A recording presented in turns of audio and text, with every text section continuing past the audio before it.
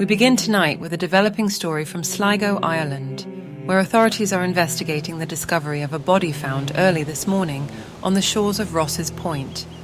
The man, who has yet to be identified, was found by a local father and son just before sunrise.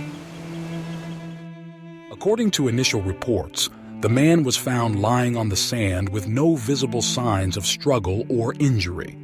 His clothes were discovered neatly folded on a nearby rock, with all identifying labels removed. He had no identification, no phone, and no wallet.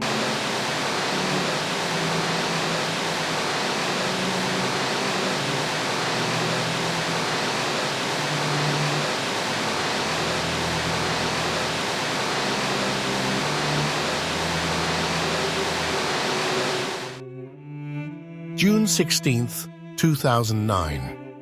The peaceful shores of Ross's Point in Sligo, Ireland, awaken to an unsettling discovery. A man lies lifeless on the sand, dressed in an unusual manner, wearing purple Speedo-style swimming trunks beneath his underwear, his navy t-shirt neatly tucked in. No identification, no wallet, no personal effects, just a body and a myriad of unanswered questions. A routine investigation quickly turns into something far stranger. The man has no known connections to the town. No missing persons reports match his description. He seemed to have arrived in Sligo alone, and it appears he intended to leave the world that way too. His name, as he gave it, was Peter Bergmann. But in truth, Peter Bergmann never existed. This is the real-life mystery of the man who erased himself. Scene 2. The arrival of a ghost. 3 days earlier, on June 12, 2009, a man boards a bus in Derry, Northern Ireland, bound for Sligo. He appears to be in his late 50s or early 60s, tall, thin, with thinning grey hair. He carries 2 bags, a black shoulder bag and a larger travel case. When he arrives in Sligo, he heads straight for the Sligo City Hotel and checks in under the name Peter Bergmann. He claims to be from Austria, providing an address in Vienna. The hotel clerk notes his foreign accent, his polite but reserved demeanor. He pays in cash, but the address he gave doesn't exist. Over the next 3 days, Bergmann is seen on CCTV footage walking through the streets of Sligo. And here's where things get strange. Multiple times a day, he leaves the hotel with a small purple plastic bag, sometimes full, sometimes bulging with unknown contents. Yet every time he returns, the bag is empty. No one sees him discard anything, and no personal belongings matching his have ever been recovered from public bins. It's as if he is systematically disposing of his identity, piece by piece. Whatever he was erasing, he made sure no one would ever find it. Scene 3. The final day. June 15th. The last day, Peter Bergmann is seen alive. He checks out of his hotel at 1:06 p.m. He is now carrying 3 bags, his black shoulder bag, his larger black travel case, and of course, the purple plastic bag. He walks to the Sligo bus station and stops at a local shopping centre where he buys a cappuccino and a toasted ham and cheese sandwich. He sits down and begins writing on small pieces of paper. After reading them over, he tears them up and throws them away. No one will ever know what those notes said. At 2:20 p.m., he boards a bus to Ross's Point, a quiet coastal area just outside Sligo. He had asked for directions to the beach the day before. This wasn't a spontaneous visit. This was a planned pilgrimage. When he arrives, he is seen by multiple witnesses pacing the shore. He seems restless, anxious. A couple out for a walk later recalls that he nodded at them as they passed, just a small gesture, a polite acknowledgement. It is the last time anyone sees Peter Bergmann alive. Scene 4. The discovery.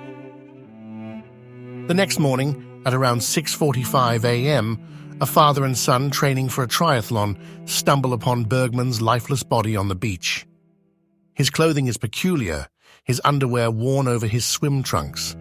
His clothes are folded neatly on a rock nearby, stripped of all labels, as if he had gone to great lengths to remove any identifying marks. But something is missing. His black shoulder bag, his travel case, his purple plastic bag, gone. Police search the beach and the surrounding area, but they find nothing. It's as if, in his final moments, the last remnants of his life vanished into thin air. Scene 5. The Autopsy and the Unanswered Questions. An autopsy is performed. The findings are as mysterious as the man himself. Bergmann suffered from advanced prostate cancer, multiple bone tumors, and severe heart disease. He was dying, a man in immense pain. And yet, when toxicology results come back, they reveal something bizarre. No painkillers, no medication of any kind. If he was terminally ill, why wasn't he taking anything for the pain? The official cause of death is determined to be cardiac arrest, no signs of drowning, no signs of foul play. But one question remains, how did he expect to die? There were no drugs in his system, no external injuries. The sea had not claimed him. And yet, he had chosen this place, this beach, for his final moments. Had his body simply given out? Or had he found another way to slip away unnoticed? The only certainty was this. Whatever his true name was, Peter Bergmann had come to Sligo to die. And more than a decade later, the mystery remains unsolved. But theories abound. Scene 6. Theories and speculation. Just before we get into the theories, I would like to ask all of you to please subscribe if you are not yet subscribed. Only 5% of you watching have showed your support to the channel, and as our content is often paving its way into the unknown and despair of our reality, more of our videos get suppressed by YouTube. Your support means the world to us, and to keep this channel going, subscribing and liking the video is the best support we could ask for. Thank you. Theory 1. A man who erased himself. Bergmann's actions suggest he was deliberately erasing his identity before his death. The systematic disposal of his belongings, the fake address, the removed labels on his clothing, it all points to someone who did not want to be found. Was he escaping a troubled past, or simply choosing to die on his own terms in complete anonymity? Theory 2. A terminally ill man seeking control. Given his medical condition, some believe Bergmann was a man who had accepted his fate, but wanted to maintain control over his final moments. But if he was seeking a peaceful end, why not bring medication? Why not leave a note explaining his actions? Instead, he ensured that when he disappeared, he would take his secrets with him. Theory 3. A man on the run. Some speculate that Bergmann was not just a dying man, but a fugitive. His extreme caution, the fake address, and the destruction of his belongings all hint at someone with something or someone to hide from. But if he was running from something, why come to Sligo? Why go through the elaborate process of deleting himself only to die alone on a beach? Theory 4. A spy's final mission. Then there's the most outlandish yet intriguing theory. Was Peter Bergmann a former intelligence operative? His actions, his meticulous disposal of items, the false identity, the strategic erasure of his past mirror the tactics used by operatives in deep cover. Could he have been a retired spy, cutting all remaining ties before his final moments? Or was he someone who had outlived his usefulness, choosing to disappear on his own terms before someone else made that choice for him? Scene 7. Conclusion. A mystery that refuses to die. Despite efforts by investigators, journalists, and internet sleuths, Peter Bergmann remains an enigma. His true name, his origins, his reasons for coming to Sligo all remain unknown. The only facts we have are the last days he spent in Ireland, carefully dismantling his own identity. Did he succeed in vanishing from history, or will someone, somewhere, one day recognize the man in the grainy CCTV footage and finally put a name to the ghost of Sligo? What do you think?